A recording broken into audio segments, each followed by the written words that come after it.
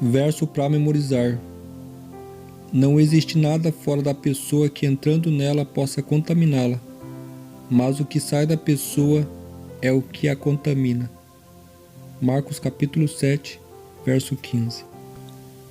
Como podemos entender, à luz da Bíblia, o verso de Marcos 15?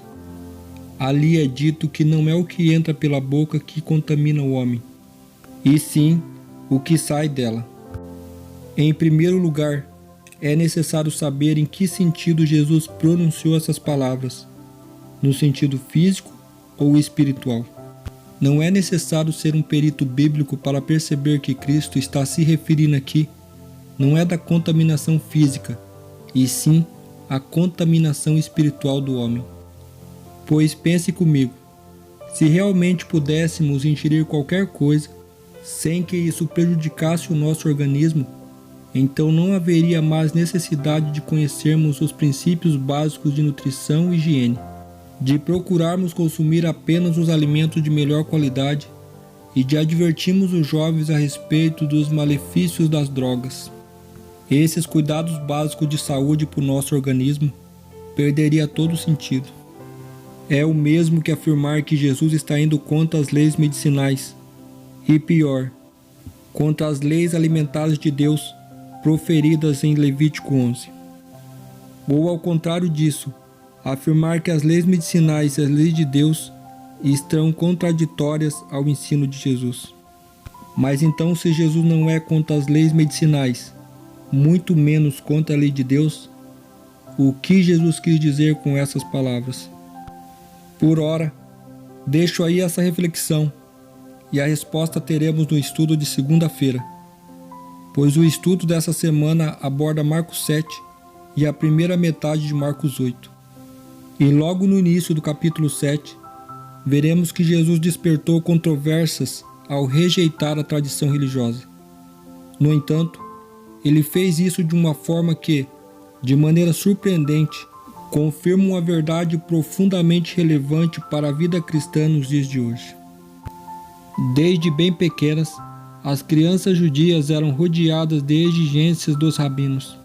Para cada ato, até para os menores detalhes da vida, eram descritos regras rígidas que deveriam ser seguidas. Sob a direção dos mestres das sinagogas, os jovens eram instruídos nos inúmeros regulamentos que, como israelitas ortodoxos, esperava-se que observassem. Jesus, porém, não se interessava por essas coisas. Desde a infância, agia independentemente das leis dos rabinos.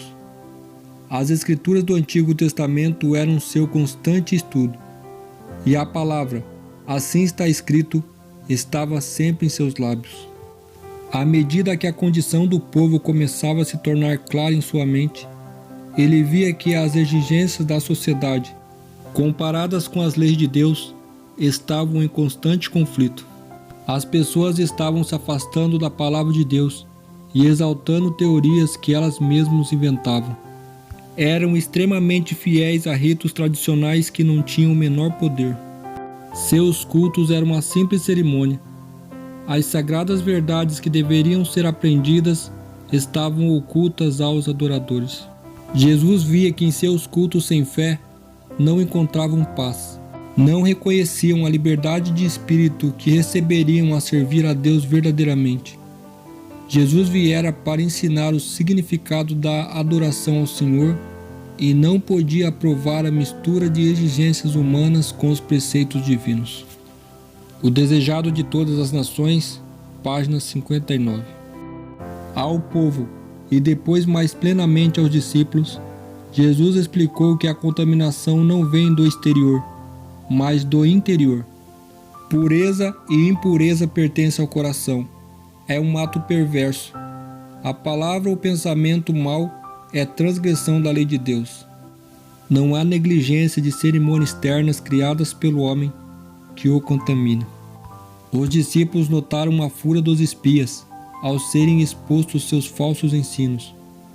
Viram os olhares irados e ouviram as palavras de descontentamento e vingança que murmuravam, esquecendo quantas vezes Cristo dera provas de ler os corações como um livro aberto. Falaram com ele sobre o efeito de suas palavras, esperando que ele acalmasse os enraivecidos juízes. Disseram a Jesus: Sabia que os fariseus, ouvindo o que o Senhor disse, ficaram escandalizados? Mateus capítulo 15, verso 12. Cristo respondeu: Toda planta que meu Pai Celestial não plantou será arrancada. Verso 13. Os costumes e tradições tão altamente considerados pelos rabinos eram deste mundo, e não do céu. Por maior que fosse sua autoridade para com o povo, não podiam resistir à prova da parte de Deus. E infelizmente, a substituição dos preceitos de Deus pelo dos homens ainda não cessou. Mesmo entre os cristãos, ainda existem instituições e costumes que não têm menor fundamento que as tradições dos pais da igreja. Essas instituições, baseadas em autoridades meramente humanas, por muito tempo têm substituído as que foram estabelecidas por Deus. Consequentemente, as pessoas se apegam em suas tradições e reverenciam seus costumes, nutrindo ódio contra os que procuram lhe mostrar que estão em erro. Nesta época, quando somos orientados a chamar a atenção para os mandamentos de Deus e a fé em Jesus, vemos a mesma inimizade que se manifestava nos dias de Cristo.